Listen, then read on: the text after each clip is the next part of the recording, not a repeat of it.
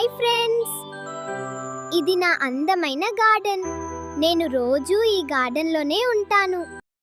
నాకు ఎలా నా ఆహారం తయారు చేసుకోవాలో తెలుసుకోవాలని ఉంది. ఎలా అబ్బా? ఓయ్ చిట్టి మొక్క, ఏంటి ఆలోచిస్తున్నావు? మనకు ఆహారం ఎలా అబ్బా అనా? మనము మొక్కలు, మన ఆహారం మనమే తయారు చేసుకుంటాం. దానినే ఫోటోసింథసిస్ అంటారు. మొదటగా మనకు సన్లైట్ అవసరం. సూర్యకాంతి మనకు శక్తిని ఇస్తుంది. వేర్ల ద్వారా నేల నుండి వాటర్ మరియు మినరల్స్ తీసుకుంటాము. గాలిలోని కార్బన్ డయాక్సైడ్ను ఆకులు తీసుకుంటాయి.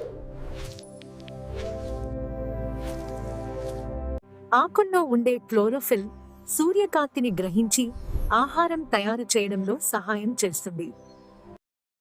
మనం అంటే క్లోరోఫిల్ కలిగిన మొక్కలు సన్లైట్ ను ఎనర్జీ సోర్స్ గా ఉపయోగించుకొని కార్బన్ డయాక్సైడ్, వాటర్ సహాయంతో గ్లూకోజ్ తయారు చేస్తాయి.